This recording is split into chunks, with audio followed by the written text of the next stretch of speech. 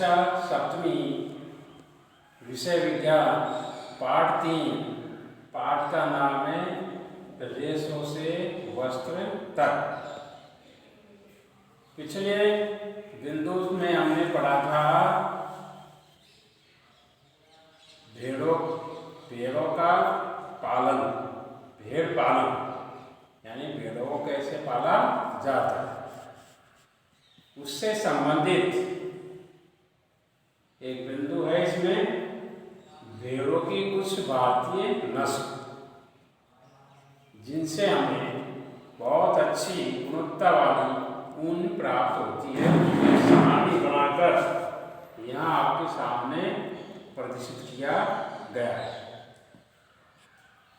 सारणी पहला जो बिंदु है, इसका हेड है नस्ल का नाम, यानी भेड़ों की नस्ल का नाम इसमें आएगा, भेड़ों का नाम आएगा।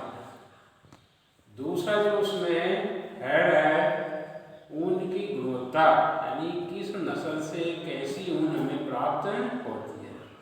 तीसरा हेड है राज्य जहाँ पाई जाती है, यानी कि ये भेड़ें कौन से राज्य में पाई जाती है, इनके बारे में सारणी बता।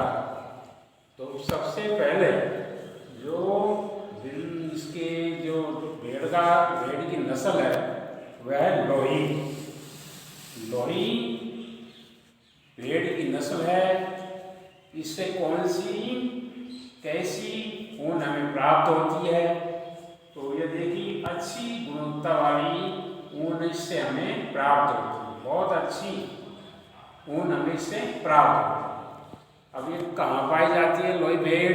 लोही नस्ल की भेड़ें राजस्थान और पंजाब, राजस्थान और पंजाब में लोही नस्ल की भेड़ें पाई जाती है, जिससे अच्छी गुणवत्ता वाली बहुत अच्छी प्रकार की ऊन प्राप्त होती है। दूसरी नस्ल है रामपुर बुशायर। इससे हमें भूरे ऊन प्राप्त होती है, भूरे रंग की ऊन प्राप्त होती है, रामपुर बुशायर। अब ये कहाँ पाई जाती है भेड़ें इस नस्ल की? उत्तर प्रदेश और हिमाचल प्रदेश, यानी उत्तर प्रदेश और हिमाचल प्रदेश में ये इस प्रकार की नस्ल की भेड़ें हमें अधिक प्राप्त या मिलती है। तीसरी जो नस्ल है नाली, इससे हमें गलीचे की ऊन प्राप्त होती है। गलीचे जो बनते हैं वो गलीचे इसी नाली भेड़ की ऊन से बनाए जाते हैं। अब ये इस नाली भेड़ की किस्म कहाँ पाई जाती है? राजस्थान, हरियाणा, पंजाब। राजस्थान, हरियाणा और पंजाब में इस नस्ल की भेड़ें पाई जाती हैं। फिर बाखरवाल, अगली जो नस्ल है वो बाखरवाल। बाखरवाल इसकी जो ऊन हमें प्राप्त होती है वह ऊनी शॉलों के लिए प्रसिद्ध है। जो शॉल बनाए जाते हैं इसी बाखरवाल भेड़ से के बालों से या इसकी ऊन से बनाए जाते हैं। ये कहाँ पाई जाती है? क्योंकि शॉल आपने सुना भी होगा कि जम्मू कश्मीर के शॉल बहुत ही प्रसिद्ध हैं, तो ये जम्मू कश्मीर में पाई जाती है। इसके बाद अगली जो नस्ल है मारवाड़ी। इससे मोटी ऊन, आपने कभी स्वेटर में देखे होंगे मोटे मोटे धागे ऊन के होते हैं, वो मोटे धागे इसी नस्ल से बनाए जाते हैं, मोटी ऊन। तो ये कहाँ मिलती है? गुजरात। इसके बाद अगली जो नस्ल है पाटनवाड़ी। पाटनवाड़ी होजरी के जो वस्त्र होते हैं उनको बनाने के लिए इसकी ऊन बहुत ही उपयुक्त होती है। यह भी गुजरात में पाई जाती है।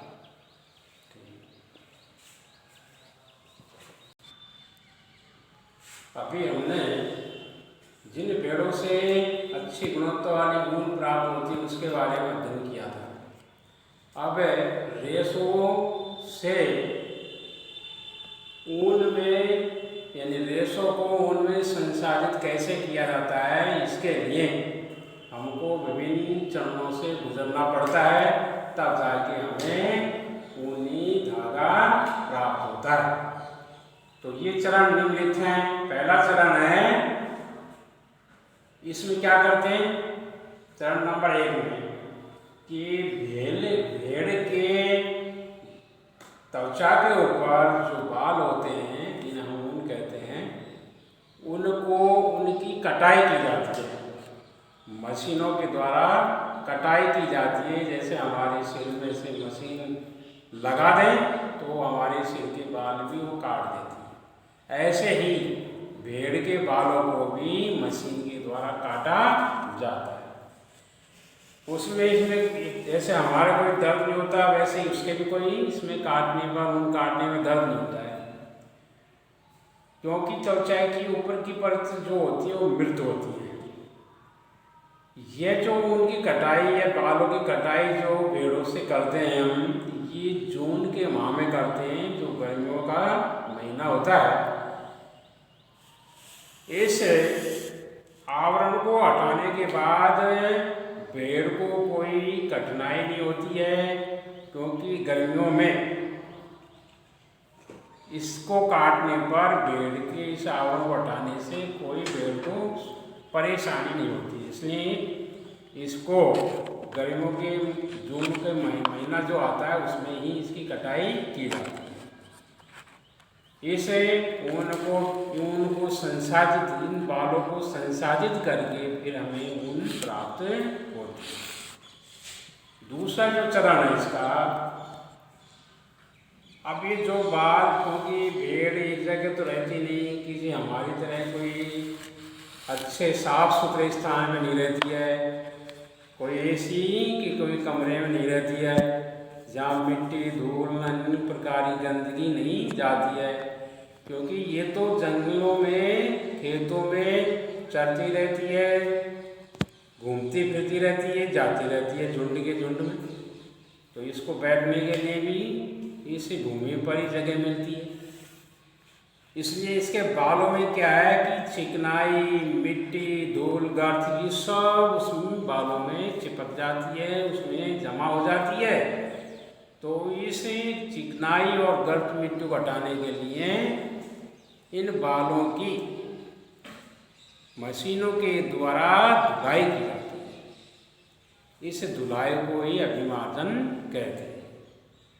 तीसरा जो चरण है, इसमें बालों की छटाई की जाती है, क्योंकि कोई छोटा भी होता है, कोई मोटा भी होता है, कोई एक बाल में से 2-3 बाल उसमें से निकल जाते हैं। तो विभिन्न गठन वाले बालों की इसमें क्या की जाती है, छटाई की जाती है। जहाँ पर रोएदार बालों को कारखानों में भेज दिया जाता है, जहाँ पे इनकी छटाई की जाती है। चौथा जो चरण, इसमें क्या होता है कि इनको बालों को सुखाया जाता है, फिर छोटे छोटे कोमल व फूले हुए बालों को, जिन्हें बर कहते हैं, इन विभिन्न गठन वाले बालों की छटाई करके और फिर इसको फिर वापस अभिमार्जन किया जाता है, यानी कि वापस धुलाई की जाती है, फिर सुखा लिया जाता है, जिससे हमें फिर साफ सुथरी ऊन या रेशे प्राप्त हो जाते हैं। पांचवा जो चरण है, क्योंकि जो भेड़ है या तो काले रंग की होगी या भूरे रंग की होगी, तो हमें तो विभिन्न, आप बाजार में भी देखते हैं कि जो हमें गर्म कपड़े, स्वेटर मिलते हैं, जर्सी मिलती है, वो विभिन्न रंगों में, एक रंग में नहीं मिलती है। भेड़ की जो रंग से, भेड़ से जो ऊन प्राप्त हुई, जिस रंग में प्राप्त हुई, उसी रंग में थोड़ी मिलते हैं सारे कपड़े। इससे तो हमको बाजार में और विभिन्न प्रकार के रंगों कपड़े मिलते हैं, इसलिए इन धागों या रेशों की विभिन्न रंगों में रंगाई की जाती है। फिर छठा जो चरण है, इसको रीलिंग चरण भी कहते हैं। क्योंकि इसमें बालों को, रेशों को सुलझाया जाता है, सीधा किया जाता है, फिर लपेट के उसका धागा बना लिया जाता है। इस प्रकार हमें ऊनी धागा प्राप्त होता है। जिस लंबे जो धागे होते हैं उनसे तो स्वेटर बनाए जाते हैं, और जो छोटे धागे होते हैं उनसे हम ये होजरी के या जो होजरी के जो वस्त्र होते हैं उनको बनाया जाता है।